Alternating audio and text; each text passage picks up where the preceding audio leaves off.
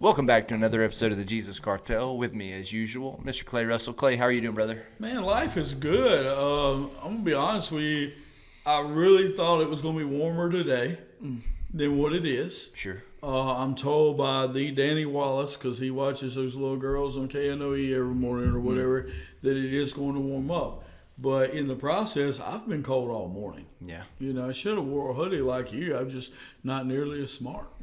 So I walked outside this morning without a hoodie, and it was cold enough when I walked out this morning. And in my mind, I think kind of like you, I was thinking, well, it's just because it's early. Like once morning comes, it's going to be hot, but it has not quite hit hot.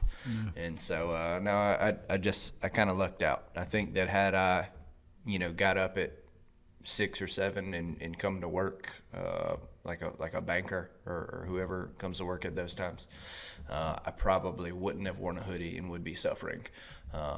But that cold air in the morning, which I get cold easy too, so that's another thing for me. It's like you don't get cold like I do. I get cold super, super easy. So a small breeze and I'm going to grab a hoodie.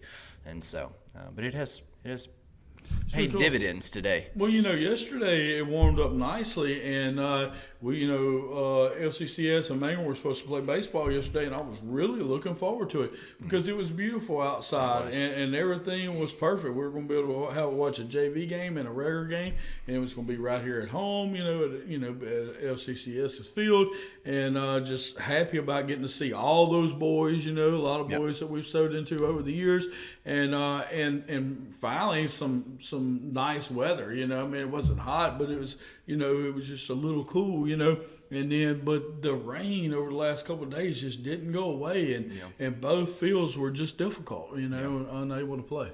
Yeah, somebody asked me, because if you look at the field, like you don't step on it, but you just look at it, well, it looks fantastic. Yeah. But when you actually step on it, ours was the first base side. Yeah, that whole area was difficult. Ours is holding a lot of water in center field, like standing water. Yeah. It wasn't just, and so it was one of those things where people are like, well, y'all couldn't play. It was like, we could, but it ruined the field for the year. Well, and it's not only that, it is that our center fielder is only 4'6", and so he probably would be underwater. He could literally drown, and so we wouldn't want that to happen to Brody, so that's really the reason why we had to cancel the game. Sure, yeah, that makes sense. So thanks a lot, Brody. Get him a little, what are they, the little inflatable things put around his waist. Call it a Brody floaty. Could definitely do something like that. No, man, things have been good. We were pretty disappointed too. The boys were really disappointed. Come off a big weekend of some good games, and so just riding the coattails, some good momentum. It would have been good to go straight into another game. Now we're gonna have a lull between, and baseball is such a momentum game. And you always want to strike while the iron's hot if you can. And so all the momentum we had from our 2 wins Saturday will be dead by Friday when we play again. I'm not saying we won't play good ball, but it's just different. It's just different. It is different, and momentum in sports is huge, but momentum in baseball is massive. Yeah. It just really is. And we've talked about the way that really applies to life in general. It seems like when things are going well, they keep going well, but then when things are going bad, we've got a lot of sayings that exist for when things just continue to go a certain direction, like when it rains it pours. That's just a common phrase, meaning, hey, look, man, when one bad thing happens, another one happens, and then before you know it, it seems like everything bad is happening. And it's the same. It's the same with good things. It seems like there are people who you'll say things like, man, you need to go buy a lottery ticket, and it's the same kind of situation. Right. It's just everything seems to be going right for you. And momentum just is a major factor because, and if you could elaborate on this a little, because there's a way that you say it, and I hope you know it off the top of your head. You may not, though. I may be putting you on the spot. But there's a way you say it that I remember liking, but I cannot remember the way you worded it. Well, I'm not sure about that, but the first thing that comes to my mind is we want to celebrate small successes, and here's why. Because if we can make the small things happen, then a lot of times the big things will happen. And so, and I'm not sure that's what you're looking for there, but I just want to point out that, you can make your own momentum to a large degree. You know, when you're out there playing a team sport and stuff, hey, it's a little bit more difficult. But individually in your life, you can create your own momentum. And one way you do it is by celebrating the small wins. Don't always go after the big things. Celebrate those small things. Be happy about that. And because success is contagious. And so the more success you can have, the more it breeds. Success breeds success. So. And so I just remembered the model. And so this will help. It's the cognitive behavioral model. Oh, okay. I got you. And so we teach a lot of CBT, is cognitive behavioral therapy. And so basically the way I look at things is you can change the way you think, okay? So you don't have to think the same way that you've always thought. You can change the way you think. If you can change the way you think, then you can change the way your core beliefs or the way you believe. There's core beliefs that are driving your thoughts, right? And so you might have thought, like for instance, my wife when she was young thought that all rich people were mean. Because that's what she was told, right? And so, hey, rich people are just trying to take your money. We don't put money in banks. We don't do these things because rich people are mean and they try to rob from the poor. And so that was a core belief, right? Well, if she never changed that core belief, then she would never want to have money because she doesn't want to be mean. Sure. You know, so she's got this core belief that all, people with money are mean, and then she meets me and I'm not poor, and then we don't want to be poor. Well, in order to not be poor, she had to change that core belief. So the point is, you can change your thoughts. You can change how you see things, what you think about stuff. If you can change your thoughts, you can change your beliefs. If you change your beliefs, you'll change your actions. If you change your actions, you'll change your outcomes. So your outcomes, in order for them to change, start with your thoughts changing first. Yes. Okay. So that's exactly what I was looking for. And Yep. here's the reason why. Because that's the role that momentum plays. Okay. When things continue to go negatively, how does it cause you to think, or what is it? It can't force you to, Right. but it strongly encourages you to think a certain way. That's it. And because you've been encouraged, pretty strongly with a lot of examples, that the next thing you do is also going to fail. Yeah. And we take ownership of that thought process, and it affects your core beliefs and ultimately the outcome. And then the other is also true. When things you keep winning. Things just keep going right. Despite circumstances and obstacles that you face, you continue to win over and over. You convince yourself, I'm not sure I can lose. And so it changes the way that you think, and it changes your beliefs, and then it changes your outcomes. And so, momentum plays straight into the CBT model for that reason. And in baseball, we call it slumps and momentum. If you're not doing well at the plate, you're in a slump. Well, who defines a slump? At what point? Yeah. And then you're defined by the slump. And then when things are going good, you can be defined by the momentum. Well, all of a sudden now we're playing better than we really are, but it's because of the momentum. It's not because we're really that good. We just got a lot of momentum right now. So we need to be careful of how we let emotions and labels and tags and feelings play into our everyday life. Sure. The thing with a slump in sports and in life, I'll start with baseball. To break a slump, you have to change something. If you continue doing the same thing, you tend to get similar results. And so, for me, and not everybody had this luxury, but for me, I actually hit right and left. I switch hit, so I could hit right and left-handed. And so for me, if I went several at bats without getting hit, I would just swap sides, and it would just give me a fresh perspective. I didn't carry the previous at bats with me. I started over. And as a matter of fact, it's never not gotten me out of a slump. And then I would hit left-handed for a while, and then when I'd see myself something there, I'd switch back, and it was very effective for me. I've made a suggestion, and I'm not some great baseball guru, but I've made a suggestion to a baseball player before that was in a slump to start with a two-strike approach.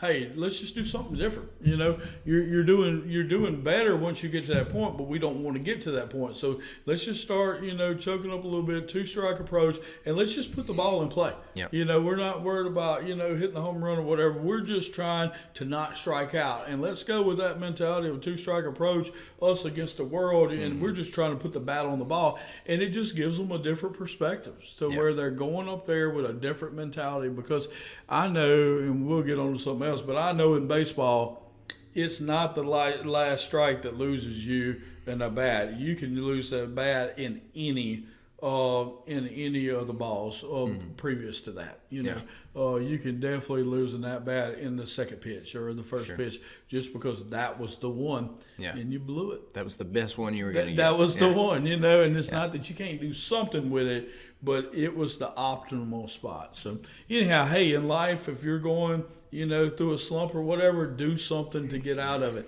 If in life you're riding some momentum, hey, do whatever you can do to keep fanning it, keep doing it, and keep moving forward. Yep, small wins. Yeah, small wins help to fan that kind of stuff. Well, speaking of non-small wins, we got one of the biggest wins of our career this week. It's true.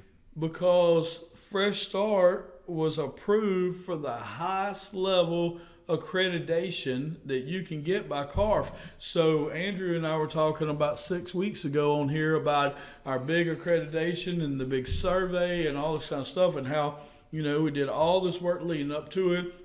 And then the survey itself, we saw kind of as game day, to where we've done all the preparation. Now it's time to perform. You can't just prepare. You got to go perform. And then we felt really, really good about it. And we felt strong that, that we would get accredited. And there was, basically 4 different levels, but of the accreditation, there was either a 1-year accreditation or a 3.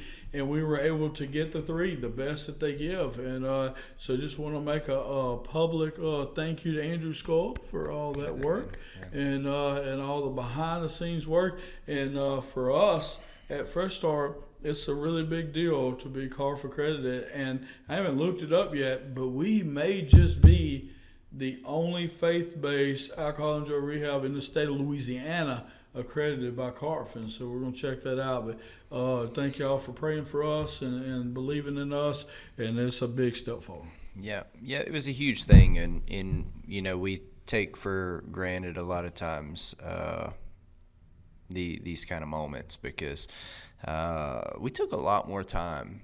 It's very easy to look at that as a small win, but I mean, that's been since 2020, the preparation for all of that stuff started. Even though we weren't necessarily preparing for it here yet, it was being prepared for, between your schooling and the things that I was learning and how that system worked. And, to just come here and to understand and believe fully that God orchestrates all of these things for good, even though sometimes circumstantially things don't seem like they're working out, that God is still... because I was in the midst of a situation that wasn't going super well, on a lot of fronts, not just even at work. But still learning, and still learning, still taking information, and I think that God saw that I had, I don't want to say got myself into, because that sounds like it was ill-intentioned. It wasn't ill-intentioned, but nonetheless, I ended up in a circumstance that wasn't super beneficial to me in 90% of my life categories. But God said, well, you know what, though? I can take this 10% and I can make this your 90% later. And so that's what he did. So he saw the thing, God saw the things in me that he could utilize to make me excellent in an area later. And he leaned me in there. And I was obedient to the things that I needed to be obedient to in that moment, as tricky as those were at times. And simultaneously, non-connected, you were likewise being obedient to similar callings and pathways, doing your schooling and getting different licenses and stuff like that. None of us knowing what for. Right. You don't really, that you want to do it. You don't exactly know what you're going to do it for. You just wanted to do it. And I know that I need to step into this role. I'm not really sure why. It doesn't make a lot of sense long term, but here we are. We're going to go for it. And now here we are. Yeah. And it's a big deal. And I think that, we learn lots of lessons through that. But, one lesson is that you weren't in a super great place having to deal with a lot of adversity. But instead of being negative about it and being in the slump and everything, you still were learning everything that you could possibly learn. Didn't know why, but Sure. you were. And then you were able to use every bit of that knowledge to be able to help us move forward on this, because I knew that this is what I was supposed to do, but I needed somebody to come alongside that knew part of the other side too. Mm-hmm. And it's not that either one of us knew everything, but we knew enough to go back and forth and feed off each other and be able to move forward. And, and then God put some other relationships in our life and stuff. So, hey, very happy about this experience. And, it's okay to work hard for something, This was a goal that we had that didn't have a whole lot of small successes leading to it. I mean, it was one of those kind of all or nothing deals, and kind of worse than that, because they let you start in it, and then if you don't do good at it, they pull the rug out from under you. And you still lost everything you invested into it, time-wise, financially, everything else. Everything. So it was definitely a big deal. So anyhow, thank y'all for praying for us, and just know that Fresh Start's bigger, better, stronger than ever, and continue to move forward. And hey, we feel like we have a great program at Fresh Start, but we want it to keep getting better. Yep. And so happy about that. Also happy about the 15 new guys that we got in the program, man. That's a big deal. Absolutely. Absolutely. Our missions coordinator was under the weather, but Ryan was able to step up. We were able to work on that, and so things are good. Things are good. Fresh Start is a definition of one monkey don't run no show. Next man up, baby. Yeah. All the time. Step up, figure it out, man. And, it is always that way, and I think it's one of the coolest things, And I'm glad you brought that up, because I think that that is the atmosphere. I don't know if we created it or God created it or what, but it is the atmosphere here. And I think it helps the clients and stuff, because they realize that, hey, we're going to move forward with or without them too. Yeah. Brad says, you called us, we didn't call you. Yeah. And so there's a lot of truth into that. So I think a lot of clients don't see that as a negative. They see that as a positive. Hey, they're moving forward, even in their own organization. If one staff member has to step out for whatever reason, another one jumps in and gets it done. And I think they see that with the clients too. Hey, we're going to move forward, and it may be with you or without you. That's up to you. And so I think that's a positive and Absolutely. not a negative. Yeah. I will say one of the difficulties of having a culture like that, because there is a difficulty, and it's an unusual difficulty, because it sounds like a really great thing, but when you have a whole bunch of people who are all willing to do, it's harder almost to figure out if you should let them do.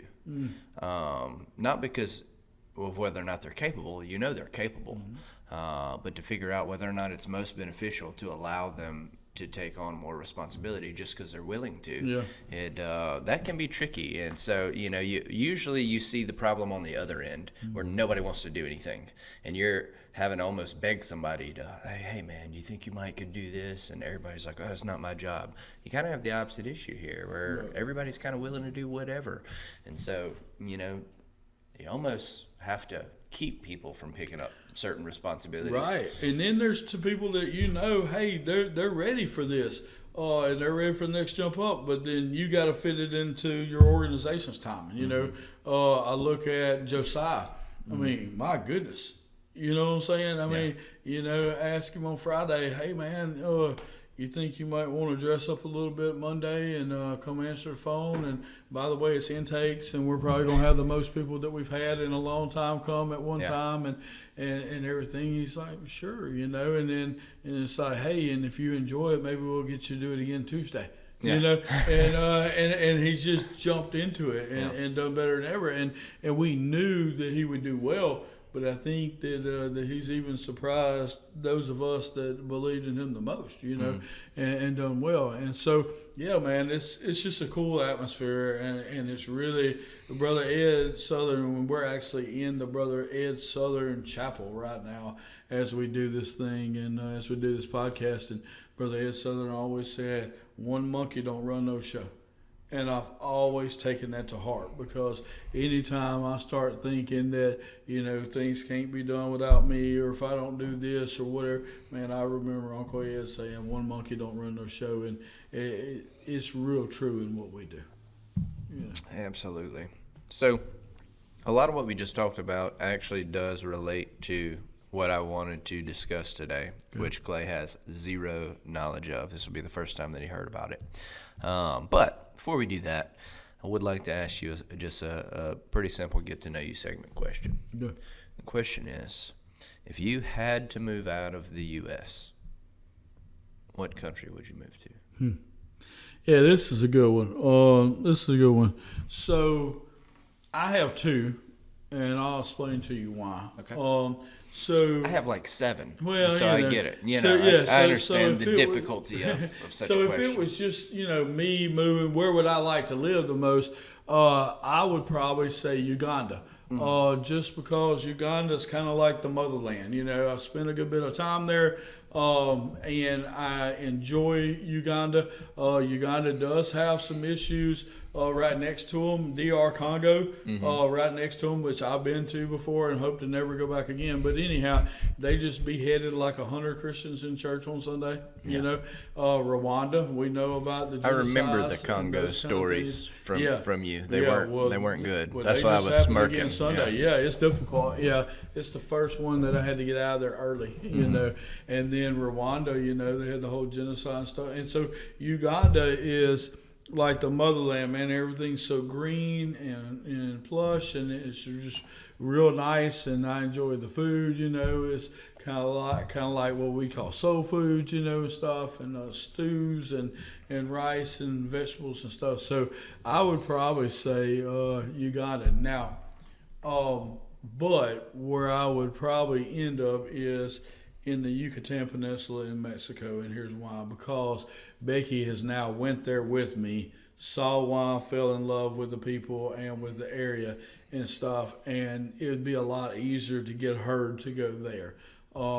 So we would probably live, in a small little town in the Yucatan Peninsula called Tacash. And the other side of that is that you're only 2 hours from Progreso, which is a tourist place, and then you're only 6 hours away from Cancun and stuff. So we would probably live in Tacash would be where we'd go.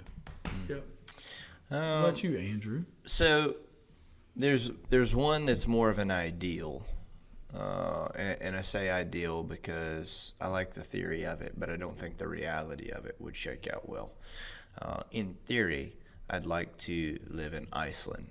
Okay. It is a really gorgeous place to live.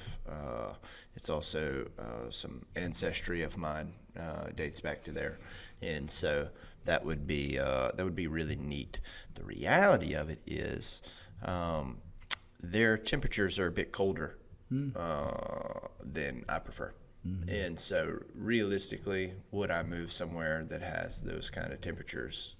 Probably not. It's the reason I would never move to the northern part of the country either. It's not that there aren't some great places there, but I'm never going to live in Montana, or I'm just not going to. And so realistically, I'd probably end up somewhere in South America, Brazil, Argentina, something of that nature. I'd have to do a little bit more investigating just to see just exactly where I'd land, but I would venture to guess that would be more. And I like places that have like a strong cultural pride. In Brazil and Argentina are both places that have like a whole lot of passion for their land, and which also may make me not super welcome. But in any case, I think I would adapt well there. I think my family could adapt well there, and yep, that's where I'd end up. Well, another reason I'd like to end Heck of a up run, though. in Tacash and stuff is because I could live really good, really cheap there, and and I'm okay with not having all the things in life, but at the same time, you could live well there. So Yeah, it's pretty cool. Yep, and it helps that you know people there. You Yeah. know, I've only been to DeCash once, but the people there were fantastic. I really enjoyed them, and so, all right, you ready, brother? I am. I very rarely know what we're going to talk about, and sometimes I do, and sometimes I don't. I don't get an opinion anyhow. But because he has let it be known 3 times between me and on and off camera that are you ready to do this episode without knowing anything, then I think there's something going on. It's nothing bad. It's so here's what happened. You know, a lot of times because when people ask us to talk about things, I won't speak for you. I'll talk about when people ask me to talk about things. They usually ask me the same few things. More times than not, they want me to talk about some of the same Bible topics that we hit a lot, or leadership. And it's just a very broad stroke of the pen, you know. And so when I get a hold of something that's really good, I feel like I've got to bring it out. And so I have encountered a new book. And we've went through a few different books over the last 2 years. And I've encountered a new book. And it's called The 6 Types of Working Genius. You ever heard of it? No. I didn't figure. I hadn't either. Yeah. It was completely new to me. I was talking to a guy, Christian man who I got a lot of respect for. Just now kind of getting to know him, but you can tell he's somebody who takes care of himself, takes care of his family, has a good reputation among people that I respect. And we got to talking about some things the other day, and I started talking about extreme ownership. And he was familiar with Jocko. Had never read the book, but was familiar with Jocko. And so he started telling me some of the books that he reads, something he's reading right now. And he was showing me, and I said, is this that guy's best book? And he goes, no, this one is. And he sends me this book.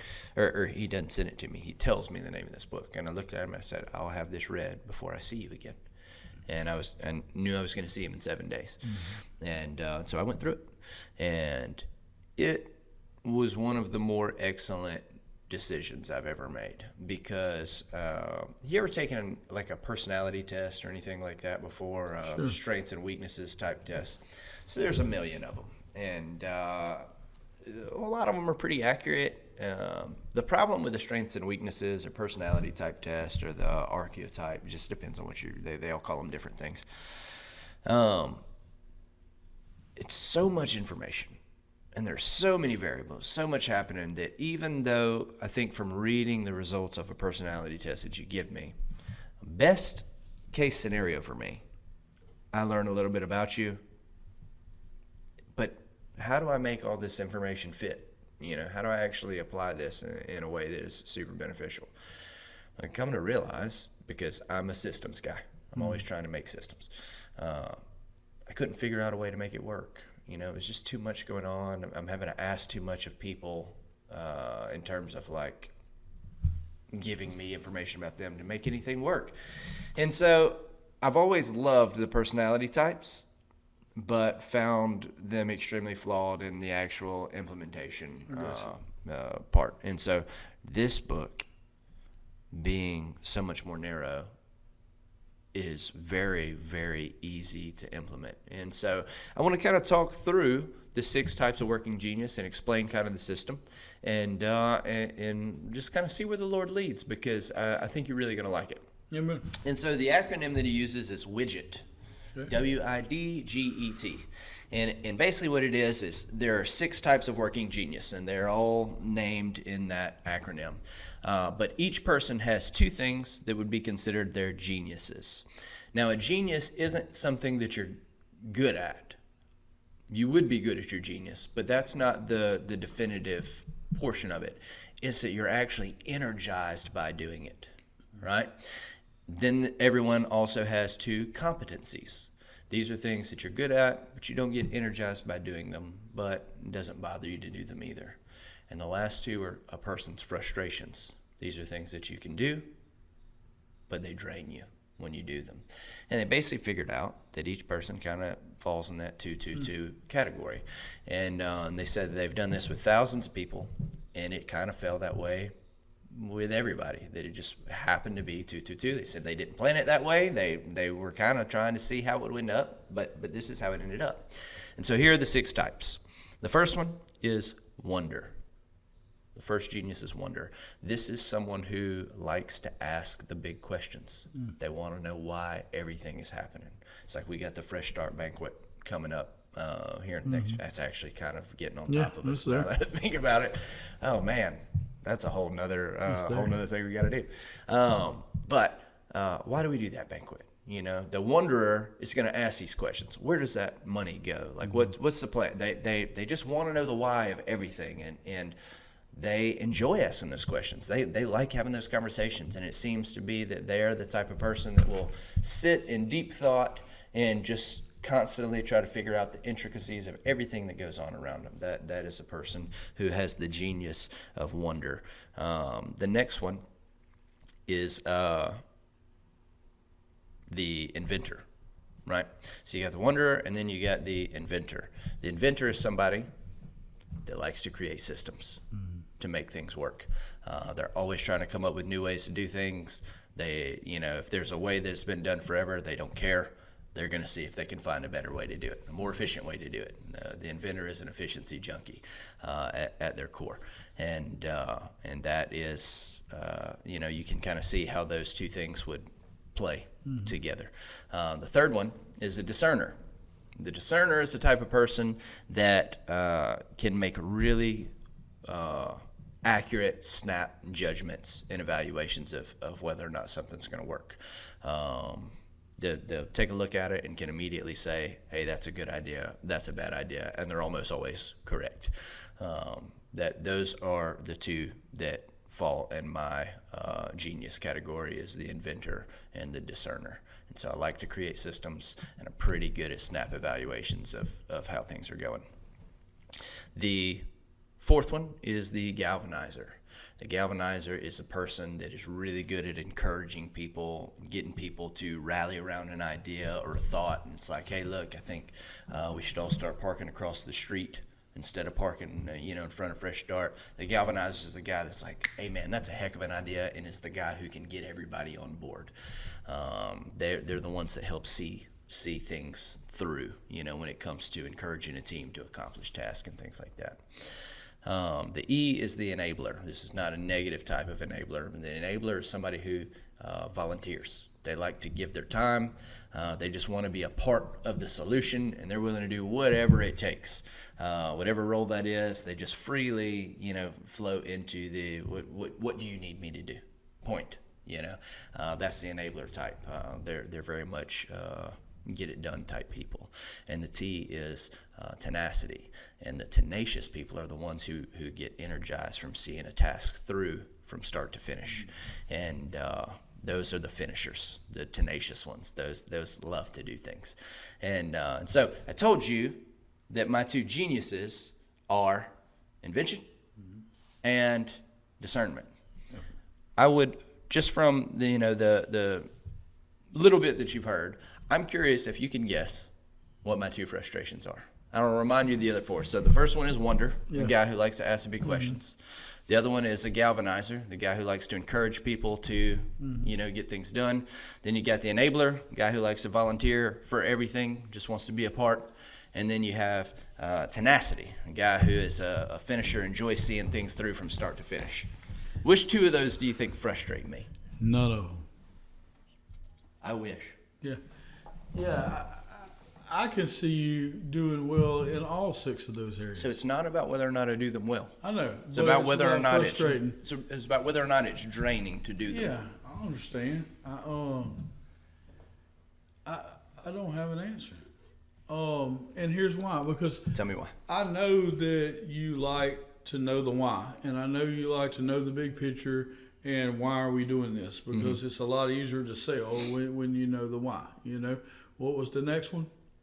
The wanderer, then the galvanizer, the encourager to get other people on board, on task. Right, and so you've always developed teams and had other people and stuff. And I know sometimes you just do it on your own, but you've also always developed teams and everything and done really well with that one, What's the next one? Yeah, enabler, volunteer. Yeah, you volunteered for all kind of stuff. You know, you don't care about money and don't care about this. You just always volunteer and sometimes take on too much there. You know, and then the last one's tenacity. I mean, you love to get things finished and to have success there. So I don't see any of them being bad. Yeah, it's not that it's bad. I It's that know, it's but draining. I'm just saying. I was just saying draining. So I would say the enabler and the tenacity, because that involves other people and you having to use them in order to be able to do it instead of doing it on your own. But I also think that you're a very good team player. Yeah. I think that a person who's following Christ, being as serious as can be, is going to be effective at all 6 of those things. Yeah. But it is most frustrating for the enabling and the tenacity for me. You. Yeah, because, and there's a reason why. When it comes to volunteering, usually, just because of the way that I'm oriented, I find myself near the head of task. You know, I'm very much involved in the creation, the managerial side of just about everything that I touch, which means that there should be other people around to volunteer. If I'm still having to volunteer, it's because there are people who are not stepping up. That can be frustrating. You know, there are very few things, and again, you say I volunteer for stuff all the time. How many times do you see me volunteer for things that probably somebody else should have stepped into that role? Oh yeah, all the time. Right. And so that's why it's frustrating. That can get draining for me, because it's like, man, I got 4 kids at home. I'm already, and that's what you said. You said sometimes you extend yourself too far. That's the draining part. Right. That's the draining part, is that I do volunteer because I don't want the project to fail. But man, there's got to be somebody else that could have stepped into here and just is choosing not to. And then on the tenacity end of things, I'm an efficiency guy. And so if I'm having to hand carry something from start to finish, there are so many other things I feel like I'm neglecting. And so I could be making something else more efficient, but instead I'm having to carry this egg. And then go finish it. Yeah, and so that's the draining part there, is that my mind wants to go fix other stuff. It doesn't, like I would much rather you come to me and say, hey, Andrew, we got an issue with the copier. I don't know what's going on. The copy machine's constantly messed up. The fax machine's messed up. What can we do here? And I'll come up with a plan, and a good one. And it'll save us money. It'll be more efficient. But I'll be really upset if you go, all right, man, can you make the calls and make that happen? I'm like, oh, man, I don't want to do that. You know, Right. Like, That's right. There's got to be somebody else can make that call. Yeah. You know, and so that's kind of where it gets frustrating, is that I want to go fix more stuff. That's just more where my mind is geared. I'm so energized by. I love when people bring me problem solving things, because then you can hit it and then quit it. And I understand that. But I've also never heard you say, oh, man. Yeah. You know what I'm saying? Yeah. You just do it. Now, you know, if you're frustrated, you know, that's on you, and but you don't show it, you know. So, yeah, I could see where those two things would be the ones that frustrate you the most. But I also think that you excel and embody all those areas. But I think that's where discipline comes into play. And this is one of the things that I really enjoyed about the book, and the reason I took to it so much is because the guy says, no one is exempt from any of the 6. It doesn't matter if you're frustrated. You still have to do it. Right. And so you can't say that's not my calling and that's not my area, so I'm not going to do that. Absolutely not. And he leans into that heavy. Right. He's like, don't think because you're frustrated that means that your job needs to cater to your frustration and say that you don't have to do it. That is not the case. It's just helpful for us to acknowledge that there are some things that are more suited to you than others. And if you're not a guy who likes to do cold calls, maybe we shouldn't put you in charge of the cold calls. Right. And he was going through a scenario in the book where somebody had worked really, really hard and gotten a promotion, and then at a job that they loved and had loved for some time. And then they get the promotion, and all of a sudden they're miserable when they go to work. He calls it the Sunday blues, because you got to go to work Monday, and you're just like, I don't want to go. And we were talking about why it happened. It was because the job responsibility shifted from areas that at his lower level were right in his wheelhouse to areas of his frustration, because he didn't like, he wasn't a galvanizer. He doesn't encourage people to get tasks done, and now all of a sudden he's got to have his thumb on people, and that's not his deal. And so he found himself in a managerial role, extremely bitter, extremely frustrated, where when he was just at the lower level, just getting stuff done. Maybe he loved to go into his job. Right. He understood the task, and he just crushed everything that he was doing. And so, but that's again, I think that's where two things come into play. One is discipline, so I just mentioned it. Two, having a relationship with the Lord. Yeah. Your relationship with the Lord will surpass all preconceived notions of how one should behave in a frustrating situation. I would say that those tasks are more frustrating, but I don't ever find myself frustrated. Right. You know what I'm saying? It's at the end of the day, it's just a little work. If you were going to get frustrated, that's the areas that you'd get frustrated. Yeah, I'll never get frustrated coming up with new ideas. Right. I'm never going to be like, God, I wish we would just accept the way things are. Right. that's not up my alley. And so I'm curious, so what of those six, what do you think are your two just like super strong, like I love doing these things? Yeah. So, and I don't remember the can- actual terms. What was the second one? So the second one was inventing, coming up with systems, Yeah. What efficient was the third systems. The third one was discernment, Okay. making snap judgment So, evaluations. That's one of my best ones. I Because agree. I'm able to evaluate those situations real well, see which way we need to go. And then the discernment part for me is knowing when to put it in place, because I can see it really quick, but it may not be really quick that we need to put it in place. Sure. You know, we might need to give, you know, just like the Josiah deal, knew that ahead of time that this is where we need to go, but just waiting on the right timing for that to happen and to be able to walk into that and different stuff. So that's a good one for me. And then the one about encouraging people to come alongside, you know, that's easy for me. Most people enjoy having people do what they do and come alongside them. You're one that likes to go alongside other people. And that's a very unique quality there that you have that most people don't have. But I do have the quality of encouraging people to do whatever it is we're going to do. It doesn't have to be me. It doesn't have to be what I want to do. It's just whatever we decide to do. I'm usually good at encouraging people to come alongside that. So those are two that I probably relate to the most. You know, knowing how to take care of things quickly, to be able to discern, see where this one's supposed to be and that one's supposed to be, and I'm also encouraging people to come alongside me. Those are probably the things. You know, as far as which ones frustrate me the most, you know, just looking at it,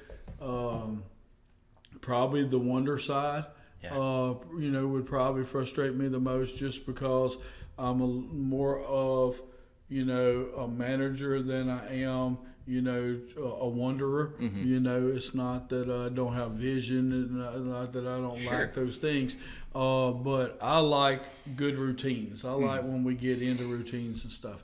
And then, you know, the building the systems, you know, I'm not as good at building systems as some people, but I do enjoy it because I enjoy the process. I enjoy the figuring it out and everything. And you know, sometimes I don't have as much tenacity to finish something because I enjoy the process, and I'm not so worried about finishing it. But when it needs to be finished, hey, we can finish it and move forward. Absolutely. You know? So I don't remember what the other Enabling, just the volunteering. Yeah, you know, that's something that, you know, I can kind of look at both ways. Like I've volunteered at the church for, you know, 25 years. You know, not paid staff, just volunteering, and very comfortable in that. But then at the same time, that can be a source of frustration, like you said, because it's like, but why did I have to volunteer in all of these roles? It wasn't because I felt led or called in all of those roles. It was because there was a need, and I was able to meet the need, but why couldn't other people make that need? And so I guess that one is the one that can be the most frustrating, but it's also the one I do the most, you know. And so yeah, man, I think that's a cool book and a cool way to look at stuff. Yeah, it really creates an interesting perspective, and oddly enough, I knew for sure what your two geniuses were. I was certain of it. I felt confident wonder was going to be one of the things that frustrated you, just because you tend to always kind of have a plan. You're not somebody that has to question a plan a whole lot because you seem to always have a plan. Right. And so I could see how it would be frustrating for somebody to stop your progress and I could see how it could present the opportunity for you, because I don't actually ever see you really frustrated. But I could see how it could create that opportunity if somebody's constantly trying to pump the brakes on you and say, hey, why are we doing this? Because you're somebody that moves forward, and you move forward pretty quickly once you know what needs to be done. And so now I wasn't sure what the other one was going to be, but it sounds like it's very similar to my same reasoning for the enablement. Just because, again, it's not that I have a problem with volunteering. It's just I'm somebody who believes everybody should do their part. Yeah. And I am willing, as I have proven time and time again, but I do not want to have to pull other people's weight if I don't have to. I'm more than willing to if you need me. That is not a problem. But when you don't need me and you make me do it anyways, that can bother me. We recently, had some discussion over, several months about, a different position that I could be in, and it wasn't a volunteer position; it was a different position. And my question was, you already got me in a really good position. Why would you want to move me to this position? Why don't you do this position, or you do this position, or you do this position?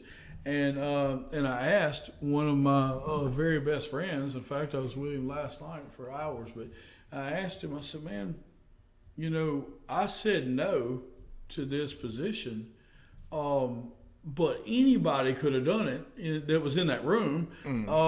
Why are people upset that I said no to it? Yeah. And he said, well, I can tell you the answer to that. You never say no.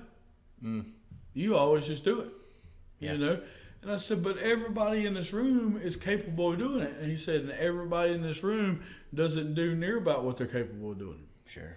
But you always say yes. And so the only reason why it's frustrated isn't necessarily because you could do a better job. Everybody in this room could do a good job at that. It's just because they're used to saying no, you're used to saying yes, and now that you said no, people are upset about it. Yeah. Well, snap.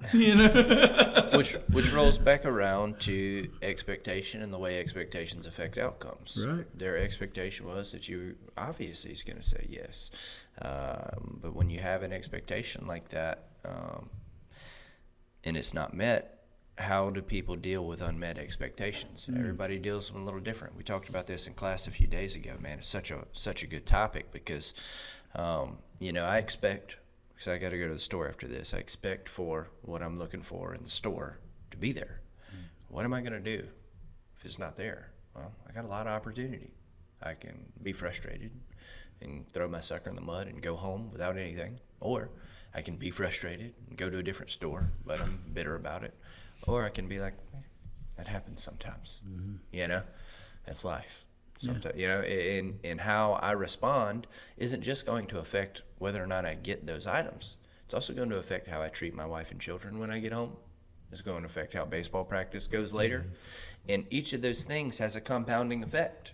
Because if I upset my wife because I'm being a jerk to my kids, now my wife's kind of like, she didn't say nothing, but she's giving me that, what the heck's your problem look, and I can sense it. Now I go to baseball practice, ticked off at my wife for questioning me, and now I jump on one of the kids, and it's just like a compounding effect, all because I mishandled an unmet expectation.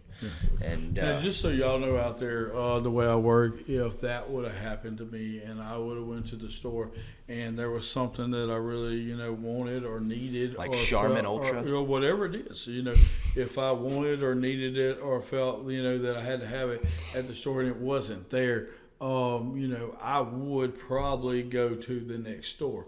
And then if it wasn't there, I may go to the next store. That's just kind of my mentality. I wanted it. I'm going to try to get it. Don't think I'm ever going to get frustrated. I just want to accomplish this goal, right? But let me tell you what else I would do. I would then get on Amazon and order cases of whatever it is so that we would not have this problem again. Yeah. Because, hey, if I'm going to get a little frustrated, that's fine, but I'm going to learn from my mistakes. And I'm not going to mess up. I mean, I drink decaf coffee. That's just something that I do. And I drink the little pods at the house. And we get those pods from Sam's. And so they're about 50 cents a pod at Sam's. And they're about $1 a piece at the grocery store. I didn't know that. And because they don't have an off brand for that, because they don't make as much. And so I never run out of those decaf coffee pods because I know that I'm going to drink them at the house. And so I will make trips to Sam's, plan a whole trip just for that. But while I'm at Sam's getting other stuff, I'll go ahead and get those whether I need them right then or not. Why? Sure. Because it's something I know I am. Hey, if you know your frustrations, if you know your difficulties, hey, go ahead and think ahead and minimize those as much as possible. Yep. Yep. No, that's really good. That's really good. And, we talked a little bit this morning about being proactive versus reactive, and that's what that is. You're being proactive about something. And you have the opportunity to be proactive in anything. A lot of times people just can't kind of see how they can be proactive in a moment. And that really, I think that's where counsel comes into play. You gotta seek wise counsel. And if you need to overcome an obstacle in your life, the best person to talk to is someone who's already overcome that obstacle. Yes. Now, you can ask somebody who's never experienced it before. What are you going to get? Maybe you'll get good advice, but if so, it's lucky. It's just one of those things that people make things too hard. Yeah. Things really just aren't that hard. Yeah, I'm laughing about that because at Fresh Start, we're a little more crude at Fresh Start, and when I'm introducing myself to the First Face guys or whatever, I'm like, hey, look, just want you to know, I'm the guy that's been here forever. I help write the policies and procedures. I've been here forever. So if you have a question about something, you have two options. You can either ask me that wrote it, and that's been living it for 19 years, or you can ask your roommate that's just as dumb as you are, because he got here at the same time you did, and so you got an option there, That's funny. Yeah, man, it's good to learn from people that's gone before us. And going back to that car for accreditation, man, that was something that I think took our surveyor by surprise. But he came in and he's 82 years old.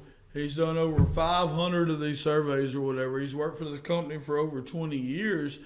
And for us, all we wanted to do, man, that kind of put us at ease. It's like, well, we want to learn from you. Yeah. And we want to be able to learn and grow from you in these areas and stuff. And that was our whole mentality. It wasn't, to us, it wasn't about, passing a filling at that point. It was about, we got to learn, and what better person to learn from than somebody that knows it all. Now, if it'd been some young guy that it was his first one and he didn't really know much about carf and stuff, we would have been on guard because we'd been like, man, he may think we did something wrong that we didn't. And, we have to do all that. But because Mr. George has so much experience and we're guys that like to learn from experienced people, it really helped the whole situation. Yeah, no, I agree. And he actually literally did write some of the policies and procedures. And so he referenced some of them too. We need to message him and let him know, by the way. Yeah, Did you I was just thinking that. Yeah. I haven't. Yeah, I was waiting until the med room had the front little thing on it, so that way I could take a picture of it. That's funny. That's funny. So one more question for you. Yeah. I just shared with you a book that has just like really greatly impacted me and is changing some of the ways that I process things and handle some situations. Is there a book that you've read in your life that has just massively impacted you? Oh, man, I've had lots of books. Throw me one out there. Well, so one, I tell you, according to what stage you're at, the one book that I had my whole staff read, I think it's the only book that I've ever told my whole staff to read, and this is probably 12 to 15 years ago, was a book called Not a Fan by Kyle Idleman. Yep. And it was just such a big deal because it was an easy read, and it just challenged you to not just be a fan of Jesus, but to go all in and be a follower in Jesus. And so to me, that's a life-changing book because there's so many people, like for instance, I just met with a couple this morning, and the guy's, he's a good guy. He loves the Lord. He's trying. He's winning in some areas, failing in some areas. Self-confidence not where it needs to be. Relationship with the Lord's not exactly where it needs to be.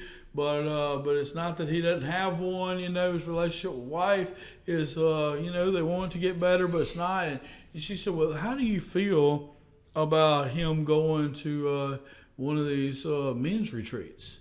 I said, well, man, that'd be great. I said, because I know a bunch of guys that you could probably, characterize in those same ways. Mm-hmm.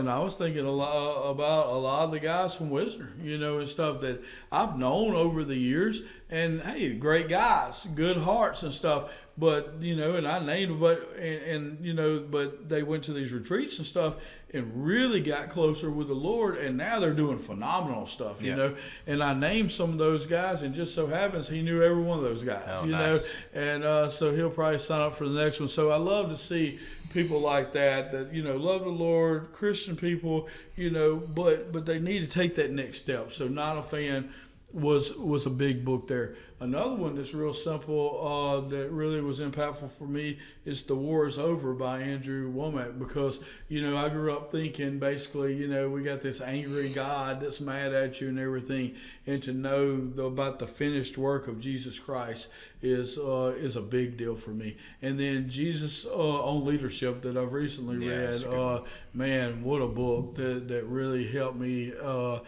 a lot in leadership and stuff. So those are a few. I did just order, and I'm trying to think of his name.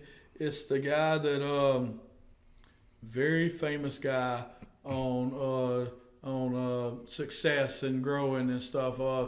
Brian Enlow reads his stuff all the time. Maxwell? Yes, John Maxwell. Mm-hmm. So I just ordered 3 of his books. Oh, nice. The smaller leadership books and stuff. I ordered them. I had them shipped to the house because I didn't have the company credit card in my Amazon, so I used my personal card. So they went to the house, and Becky got them yesterday, and they look pretty because they're small and kind of compact, and they're pretty colors. One's like blue, green, and gold. And so I'm not sure I'll ever get them here, but I'm trying to get them here. They were meant to be here, but Becky may use them for pretty pieces around the house because of the deal. But yeah, I'd be curious of which ones you got because I ordered 3 different ones. He's got a bunch. Yeah, and, they were more geared because I was thinking about, doing Jesus Cartel. We have guys come up to us all the time wanting to learn more about leadership and those kind of things. And so it was, some of those kind of things. And he's got a why leaders lead or, some different things like that. And so, but I ordered 3 different ones. 2 of them came in yesterday. One of them comes in today. And, to me, they're probably quick reads. I can probably knock them out, in a few days and then pass them on. And so it was meant more to be able to read them and know who to pass them to. Yeah. Yeah. Well, I'd love to break one of those down, man. Yeah.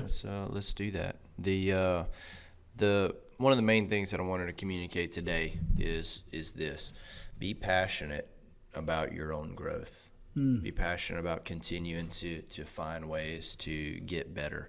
I had no reason to read this book. There's nothing in my life that's not going the way that I want it to go, that I needed to learn a way to work more efficiently. Right. Everything in my life is going extremely well right now. But yet, I'm still pursuing greater knowledge, greater execution, and things like that. And the thing is, it's like learning isn't just about what you need. You don't know what you need in the future yet, But if you can acquire some knowledge now that may come into play later, and what a beautiful head start. Like what if I didn't read that book until I needed it? Well, now I don't have the information when I need it, you know. And so, man, I would encourage everybody to have some things. If there's not a book that's impacted your life, I'd say that you're not trying very hard. Yeah, readers are leaders. Yeah. Leaders are readers. Yeah, and so just something to think about. And we're going to continue to be able to have this podcast because we are continuing to learn and lead and teach. You know, we could stop this podcast this week. We could never do it again, and I believe that it will have been an effective venture for what we've used it for. Well, how does it continue to be effective if we don't continue to grow? Well, and I was just thinking about that while you were talking. I just started a new series about, just things that successful people do. And just started a new series for when I teach the job readiness class. And, I teach it sporadically.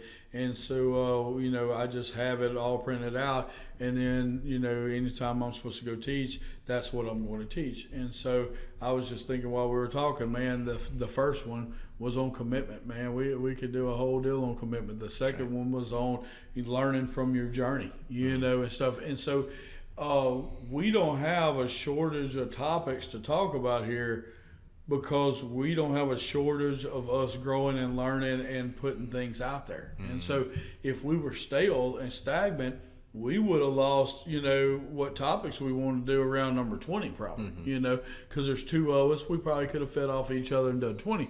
But now we've done more like 100 and doesn't look like it's going to stop anytime soon. And the reason why we keep having topics and stuff is because, number one, we're continuing to learn ourselves. And number two, we're continuing to sow into people. And so God keeps giving us more things to sow into people. So I think it's cool. Yep, and if you've got a topic or you got a book or something like that you would suggest, or a book that changed your life, let us know about it. I'd be curious. We're not going to ask everybody that. I'll tell you what. I am. No, we're not. And you'll know why in just a second. No. Yep. Anybody that has a suggestion for a book other than Michelle Jennings. What? She's going to make you read Girl Wash Your Face? No, it's not that. Michelle has very good opinions of books. It's not that. Michelle reads so many books that I wouldn't have the time. If I tried to keep up with that girl on reading books, I wouldn't have time to do anything else. I don't know. She just reads a lot faster than me. She's a lot smarter than I am. But if she was to, man, her list would be so big that I'd be lost. How many books do you think she's read, like in the last year, like 1 year? Well, now I have 365 days. Yeah, I have her goals on my phone. I could look and tell you. Okay. But my phone is operational right now. where I try to read 6 books a year, that's my goal, and I read more or whatever. She probably reads that many, in 2 months. She's probably reading, I would say, 5 to 7 times more than what I read. So you think is she above 50 a year, you think? I would think that she's real close. I mean, that's a week. That's a lot of She's books. Busy. I don't know if she's reading that many. Yeah.